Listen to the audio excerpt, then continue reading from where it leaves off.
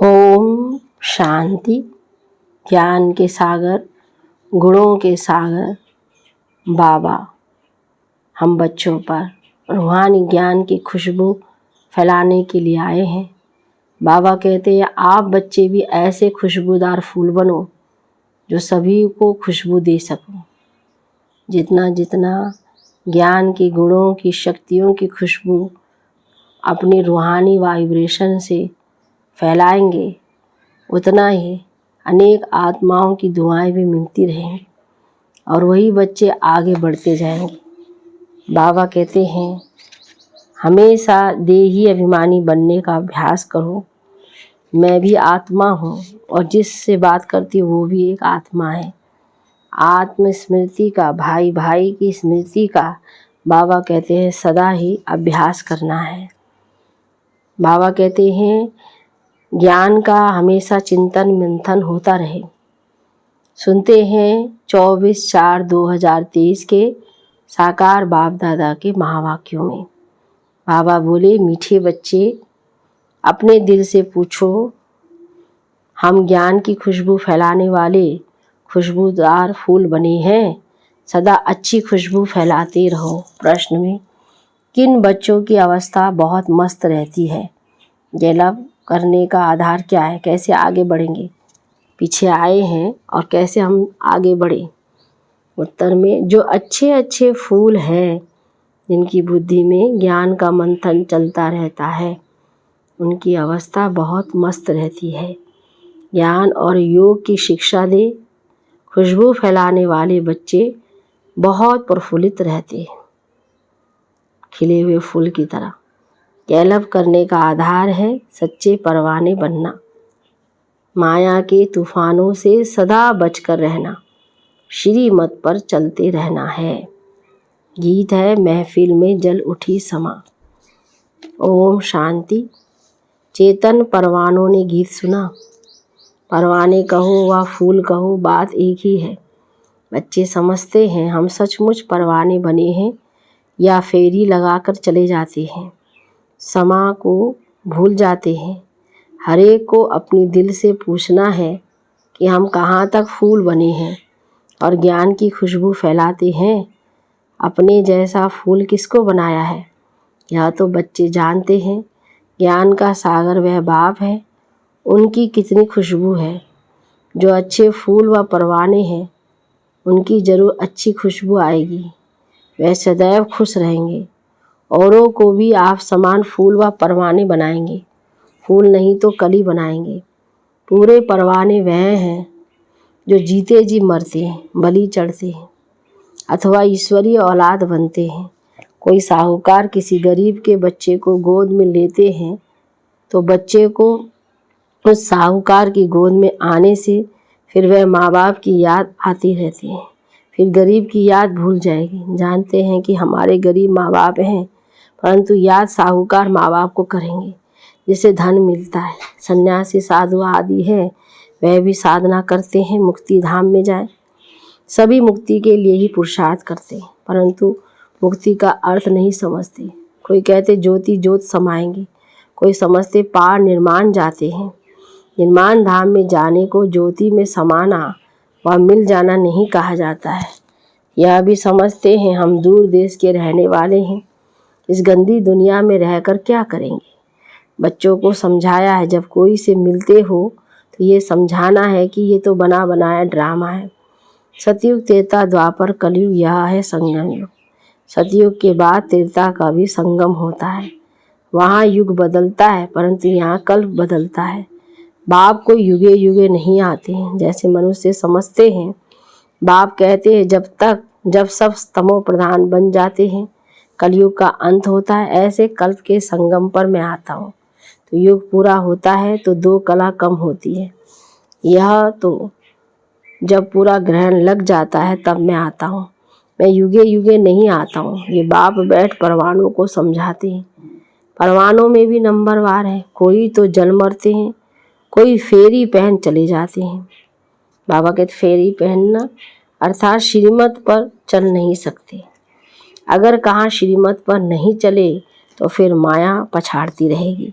श्रीमद् का बहुत गायन है। श्रीमद् भागवत गीता कहा जाता है। शास्त्र तो बाद में बैठ बनाए हैं। उस समय मनुष्यों की बुद्धि रजो तमो होने के कारण समझते हैं। श्री कृष्ण द्वापर में आया।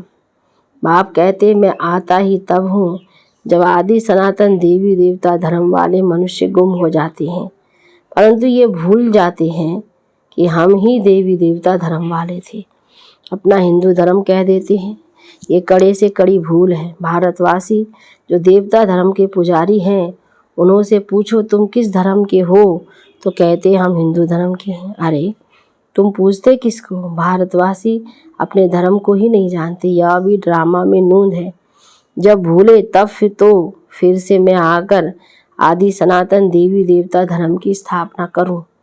सतयुग में है ही एक धर्म। यह बातें बाप बैठ समझाते हैं। जो विश्व के मालिक थे वे खुद को ही भूल जाते हैं, तो बाकी औरों की बात ही क्या। ये एक ही बाप है जो आकर दुखधाम से निकाल सुखधाम का मालिक बनाते हैं। तुम कहेंगे अभी हम नरक के मालिक हैं। दुनिया को तमो प्रधान तो बनना ही है। सब पतित हैं, तब तो पावन के आगे जाकर नमस्ते करते हैं। मनुष्य सन्यासियों आदि को गुरु मानते क्योंकि वे पावन हैं। समझते हैं गुरु द्वारा पावन नहीं बनेंगे तो सदगति कैसे होगी, परंतु फॉलो तो करते नहीं। गुरु लोग फिर उनको कहते भी नहीं कि तुम फॉलो कहाँ करते हो, पवित्र कहाँ बनते हो। यहाँ तो बाप कहते हैं अगर तुम पावन निर्विकारी बनते हो तो मेरे फॉलोवर हो, नहीं बनते हो तो तुम फॉलोवर नहीं हो। उच्च गति को पा नहीं सकेंगे। सन्यासी ऐसे नहीं कहेंगे कि फॉलो करो नहीं तो सजा खानी पड़ेगी।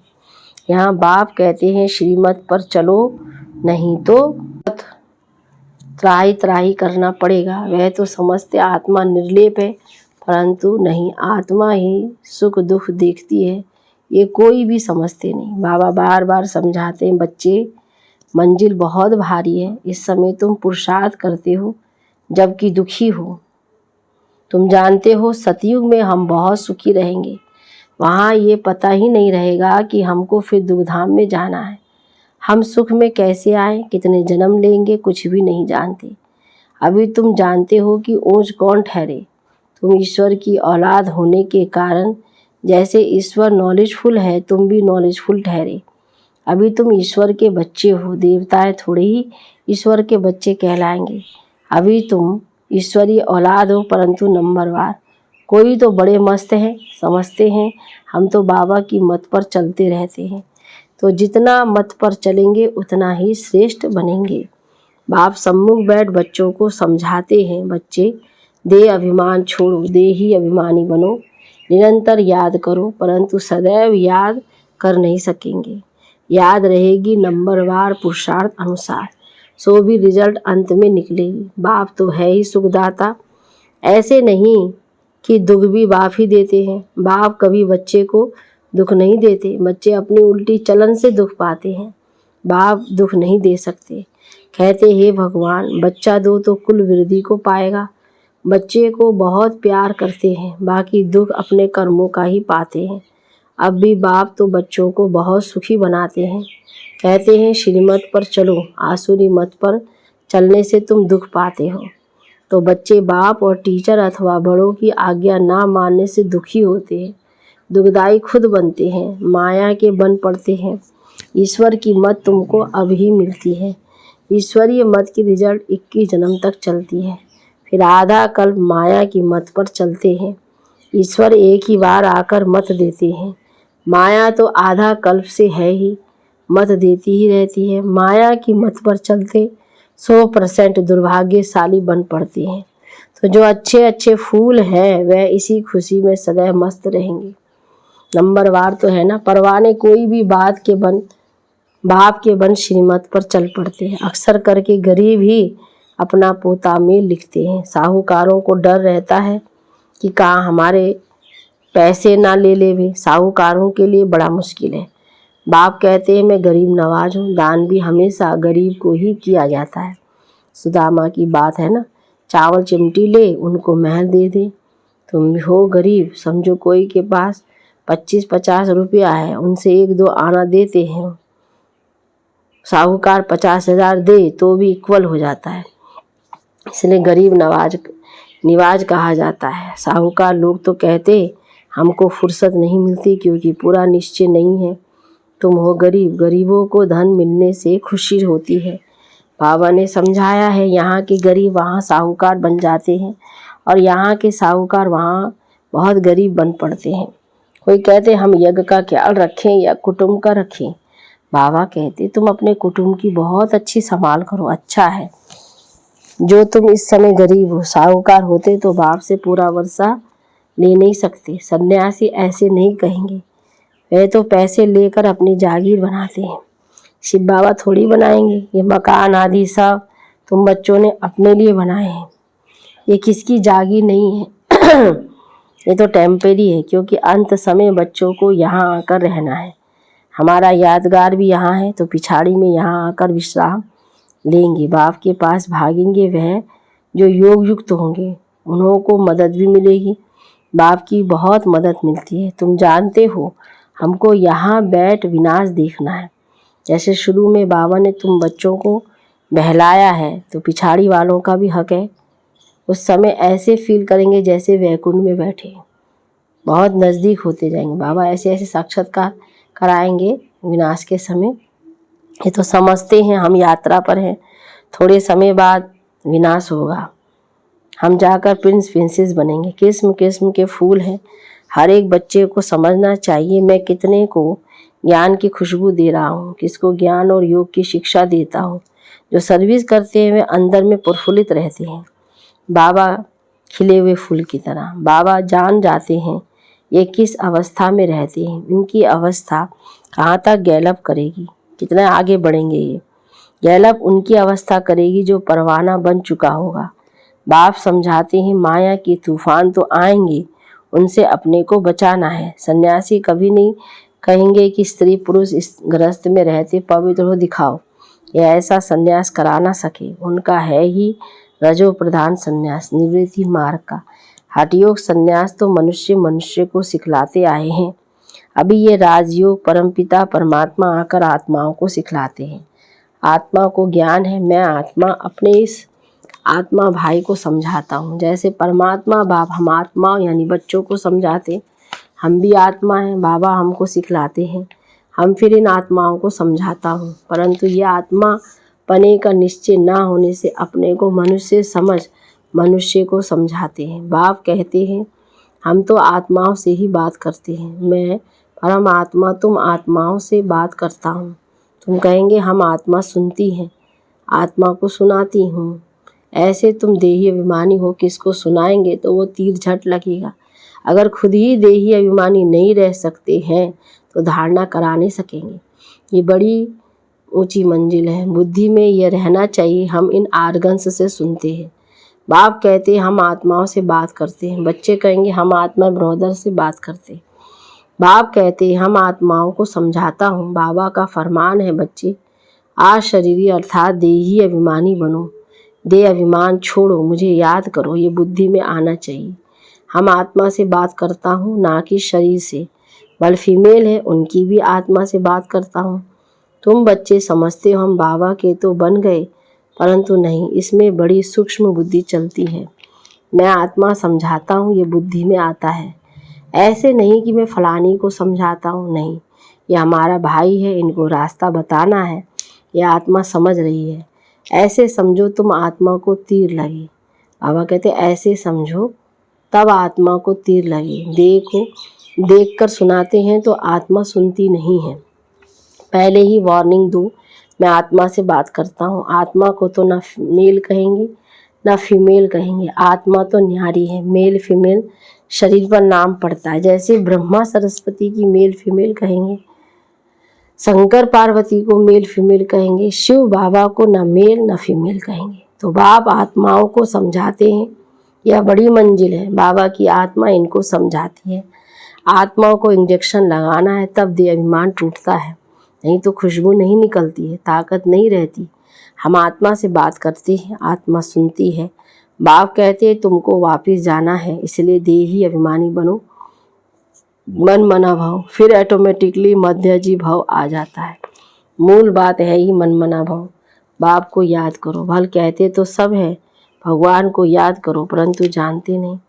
खास कहते ईश्वर को याद करो, श्री कृष्ण को व किसी देवता को याद नहीं करना है। अभी तुम बच्चों को बड़ी सूक्ष्म बुद्धि मिलती है। सवेरे उठ विचार सागर मंथन करना है। दिन में सर्विस करनी है क्योंकि कर्मयोगी हो, लिखा हुआ भी है। नींद को जीतने वाले बनो, रात को जग कमाई करो। दिन में माया का बड़ा बखेरा होता है। अमृत वेले वायुमंडल बहुत अच्छा रहता है। बाबा को ये तो लिखते नहीं कि फलाने टाइम पर उठ विचार सागर मंथन करते हैं। इसमें बड़ी मेहनत है। विश्व का मालिक बनते हैं तो ज़रूर थोड़ी मेहनत तो करनी पड़ेगी। अच्छा, मीठे मीठे सिकिला दे बच्चों प्रति माता पिता बाप दादा का याद प्यार और गुड मॉर्निंग। रूहानी बाप की रूहानी बच्चों को नमस्ते, रूहानी बच्चों की रूहानी बाप दादा को गुड मॉर्निंग। नमस्ते बाबा, नमस्ते। धारणा के लिए मुख्य सार में पहली पॉइंट, देही अभिमानी बनने की मेहनत करनी है। हम आत्मा भाई से बात करता हूँ। आत्मा बोलती है, आत्मा इन आर्गन्स से सुनती है, यह अभ्यास करना है। दूसरा, ऊंच गति के लिए पावन निर्विकारी बनना है। जीते जी मरकर पूरा परवाना बनना है। वरदान में एक हिम्मत की विशेषता द्वारा सर्व का सहयोग प्राप्त कर आगे बढ़ने वाली विशेष आत्मा भाव विस्तार। जो बच्चे हिम्मत रखकर निर्भय होकर आगे बढ़ते हैं उन्हें बाप की मदद स्वतः मिलती है। हिम्मत की विशेषता से सर्व का सहयोग मिल जाता है। इसी एक विशेषता से अनेक विशेषताएं स्वतः आती जाती है। एक कदम आगे रखा और अनेक कदम बाबा कहते सहयोग के अधिकारी बने। इसी विशेषता का औरों को भी दान और वरदान देते रहो, अर्थात विशेषता को सेवा में लगाओ तो विशेष आत्मा बन जाएंगे। स्लोगन में बुद्धि से इतने हल्के रहो जो बाप अपने पलकों पर बिठाकर साथ ले जाए। अच्छा, ओम शांति, ओम शांति, ओम शांति।